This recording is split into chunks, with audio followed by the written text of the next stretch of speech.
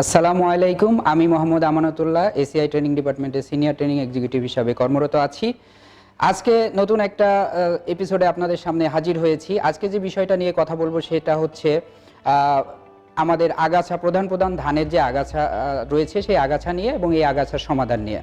তো আসুন জেনে নিই আমার আজকের যে লেসনটা থাকবে এর কিছু উদ্দেশ্য আছে। উদ্দেশ্যটা কি? আজকের এই লেসনটা যদি আপনি শুনেন, এই মুহূর্তে শুনেন, তাহলে আপনি কি জানতে পারবেন? জানতে পারবেন আগাছা কি, আগাছার চারিত্রিক বৈশিষ্ট্য, আগাছার ক্ষতিকারক কিছু দিক, আগাছার অ্যালিলোপ্যাথি ইফেক্ট এবং ধানের প্রধান প্রধান কি কি আগাছা রয়েছে এবং আগাছা দমনে এসিআইয়ের সমাধান সম্পর্কে। আসুন আমরা প্রথম জেনে নিই আগাছা কি। আমরা আগাছা সম্পর্কে অনেকেই জানি যে যে কোনো ফসলের জমিতে অবাঞ্ছিত এবং অনাকাঙ্ক্ষিত গাছই হচ্ছে আগাছা। তার মানে ফসল যেটা থাকবে সেই ফসল ছাড়া অন্য যদি কোনো উদ্ভিদ সেখানে থাকে সেটাকে আগাছা বলছি। এই আগাছা তাহলে আমাদের ফসল যেহেতু কাঙ্ক্ষিত, কৃষক ভাইদের জন্য ফসল হচ্ছে কাঙ্ক্ষিত একটা জিনিস, যেটার জন্য কৃষকরা, অনেক কৃষক কিন্তু ফসল চাষাবাদের মাধ্যমেই তাদের জীবন নির্বাহ করে থাকে। সো এই ফসলকে ব্যাহত করে এমন একটা জিনিস হচ্ছে আগাছা। তাহলে আগাছার কিছু চারিত্রিক বৈশিষ্ট্য রয়েছে। কেন আগাছা ক্ষতিকারক বা কিভাবে ক্ষতি করে, এর আগে জেনে নিই যে আগাছার কিছু বৈশিষ্ট্য। সেটা হচ্ছে আগাছা চাষ ছাড়াই জন্মাতে পারে। দেখেন, আমরা যখন ধান চাষ করি বা অন্যান্য ফসল চাষ করি তখন কিন্তু অনেক সুন্দরভাবে চাষাবাদ করে তারপরে লাগালে, তারপরে যত্ন সহকারে তাদেরকে নিউট্রিয়েন্ট যদি দিই, তারপরে কিন্তু একটা ফসল হয়। কিন্তু আগাছার জন্য কোনো ধরনের মানে চাষাবাদ লাগে না, যে কোনো জায়গায় কিন্তু জন্মাতে পারে। অনুকূল পরিবেশে আগাছা অসংখ্য বীজ উৎপাদন করতে পারে, কারণ আগাছার প্রচুর পরিমাণের বীজ হয়ে থাকে এবং বীজগুলো অনেক ছোট থাকে। এই ছোট থাকার কারণে বীজগুলো প্রচুর পরিমাণ অনেক দূরে পর্যন্ত এগুলা বিস্তার লাভ করতে পারে।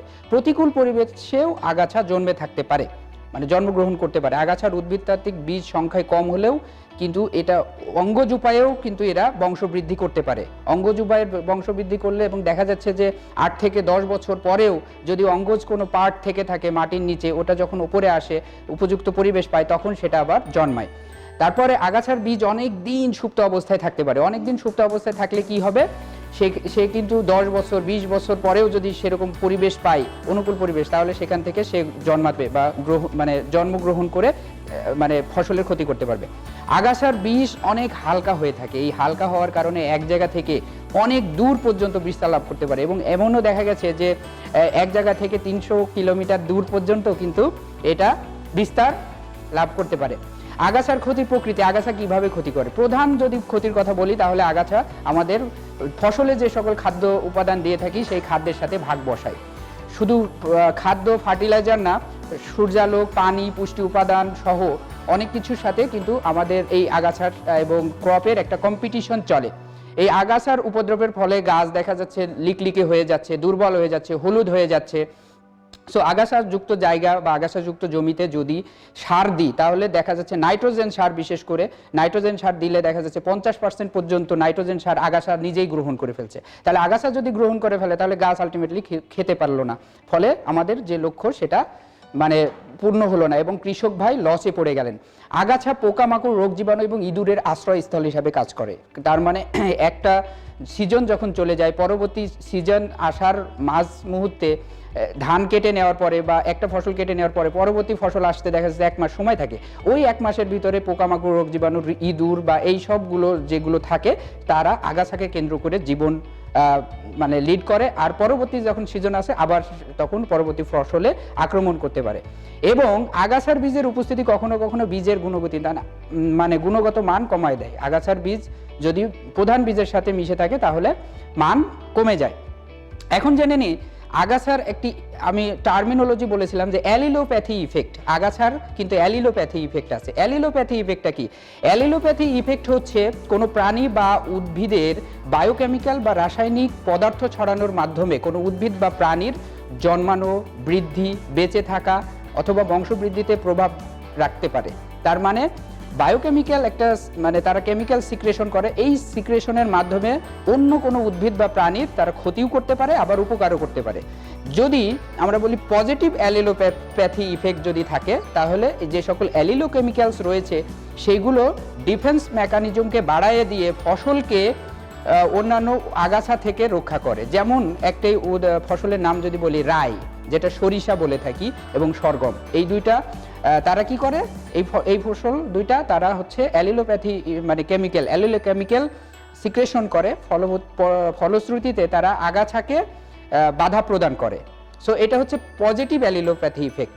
কিন্তু যদি নেগেটিভ অ্যালিলোপ্যাথি ইফেক্টের কথা বলি, তাহলে আঙ্গুলি গ্রাস যেমন রয়েছে, হলদে মুথা রয়েছে, এরা কি করে, একটা কেমিক্যাল সিক্রেশন করে, যে সিক্রেশনের ফলে আমাদের যে প্রধান ফসল রয়েছে সেই ফসলের ক্ষতি করে। তাহলে নেগেটিভ অ্যালিলোপ্যাথিক যে ইফেক্টটা আমাদের জন্য খুবই ক্ষতিকারক, এবং আগাছার বিশেষ করে একটি বৈশিষ্ট্য হচ্ছে নেগেটিভ অ্যালিলোপ্যাথি ইফেক্ট ফেলা। তারা কি করে, তারা প্রধান যে ফসল রয়েছে সেই প্রধান ফসলকে এই অ্যালিলোপ্যাথিক ইফেক্টের মাধ্যমে দেখা যাচ্ছে ক্ষতি সাধন করে থাকে। তাহলে ধানের জমিতে আমাদের প্রধান কি কি আগাছা রয়েছে আসুন জেনে নিই। প্রধান যদি আগাছা কয়েকটি নাম বলতে হয়, তাহলে 1 নম্বরে আসবে শ্যামা ঘাস, খুদে শ্যামা যেটাকে বলি, খুদে শ্যামা এবং বড় শ্যামা, দুই ধরনের শ্যামা ঘাস রয়েছে। এটা সব ধরনের ধানের জমিতে কিন্তু হয়ে থাকে। এছাড়াও রয়েছে দূর্বা, মুথা, চাপড়া, কাকপায়া ঘাস, আঙ্গুলি ঘাস, কেশুটি, কাটানোটে। তাছাড়াও আরও যদি নাম বলতে চাই, গৈচা, পানিকচু, ঝিলমরিচ, পানিলং, বড় চুছা, বড় জাবানি, এরাইল, হলদে মোথা, শুষ্নে শাক। এই যে নামগুলো বললাম, এগুলো হয়তো আমরা অনেকেই চিনি, দেখি, বাট হয়তো নামগুলো জানি না কোনটা কি। এই জন্য আইডেন্টিফিকেশনের জন্য আমরা গুগলে সার্চ দিয়ে বিভিন্ন ছবি দেখে কোন আগাছার নাম কি এটা কিন্তু জেনে নিতে পারি। তাহলে আগাছার ক্ষতিকারক দিক জানলাম, বৈশিষ্ট্য জানলাম, কিছু ধানের জমিতে আগাছার নাম জানলাম। দেখেন, ধানের জমিতে আগাছা যেগুলো হচ্ছে, এই আগাছা দমনের জন্য বর্তমানে যে লেবার কস্ট সেটা কিন্তু অনেক বেশি। 1 বিঘা জমিতে 4 জন যদি লেবার লাগে, 500 টাকা করে যদি লাগে, তাহলে 4 পাঁচা 20, প্রায় 2000 টাকা। 33% বিঘা জমিতে 2000 টাকা লাগছে আপনার আগাছা দমন করতে। শুধু তাই না, এদেরকে আবার পাহারা দিতে হয় বা তাদের খাবার দিতে হয়, একটা কস্ট কিন্তু থেকে থাকে। কিন্তু এই আর লেবার তো পাওয়াই যায় না, এখন অনেক কষ্ট লেবার পাওয়া। এদের থেকে বাঁচার বা কম দামে আমাদের কাছে একটা মানে জাদুকরী সলিউশন রয়েছে, এসিআই ক্রপ কেয়ারের সলিউশন, যার নাম হচ্ছে ACI superhit 500 EC. Superhit 500 EC বলা হয়েছে ইমালসিফায়েবল কনসেন্ট্রেট এই জন্য, যেটাতে রয়েছে প্রেটিলাক্লোর, এবং এটি অন্তর্বাহী গুণসম্পন্ন একটি প্রোডাক্ট। অন্তর্বাহী গুণসম্পন্ন হওয়ার কারণে এটা তার সিস্টেমের ভিতরে চলে যায়, এবং বিভিন্ন তার কলিওপটাইল রয়েছে বা তার যে পার্টগুলো রেডিক্যাল এবং প্লুমিউল অংশটাকে কোষ বিভাজনে বাধা প্রদান করে, ফলশ্রুতিতে আগাছা জন্মাতে পারে না। এবং সবচেয়ে সুবিধা হচ্ছে সুপারহিটের যে কার্যকারী উপাদান রয়েছে সেটি ধানের জমিতে একবারে লিকলিকে, ধানের যদি কোনো চারাও হয় তাও ধানের কোনো ক্ষতি করবে না, ধানের ক্ষেত্রে কোনো বিষক্রিয়া প্রদর্শন করবে না। কিন্তু ধানের জমিতে যে আগাছা রয়েছে তার উপর বিষক্রিয়া প্রদর্শন করে আগাছাকে সমূলে উৎপাত করে দিবে।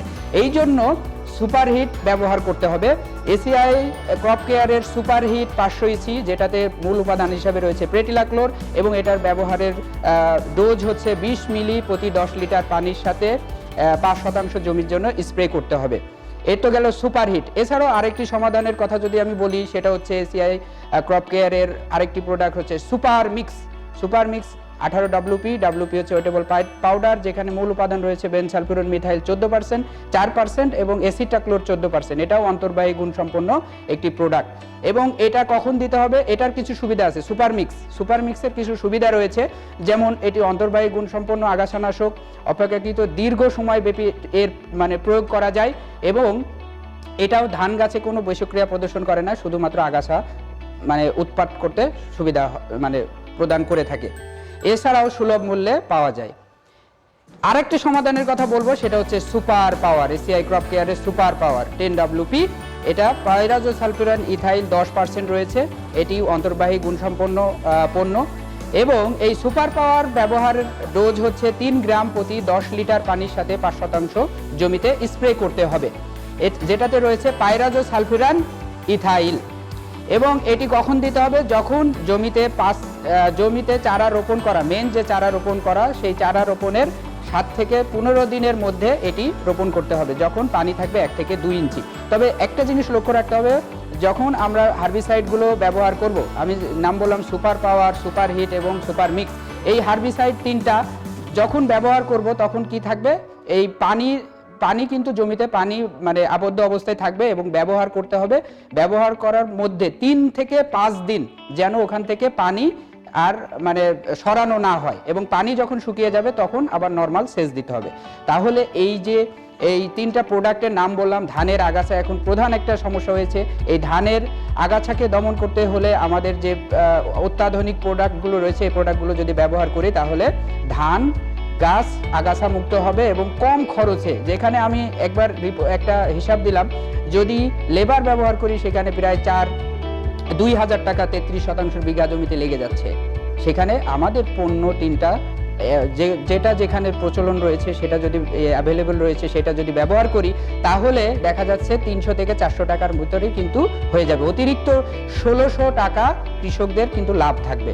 সো আশা করি কৃষক ভাইরা এই 3টা প্রোডাক্টই ব্যবহার করবেন এবং এই ব্যবহার করে আপনারা উপকৃত হবেন। এই প্রত্যাশায় আমি আজকের এপিসোডটা শেষ করতে চাচ্ছি। আগামী এপিসোডে আবার দেখা হবে। ততদিন আপনারা সবাই ভালো থাকবেন, সুস্থ থাকবেন। আসসালামু আলাইকুম।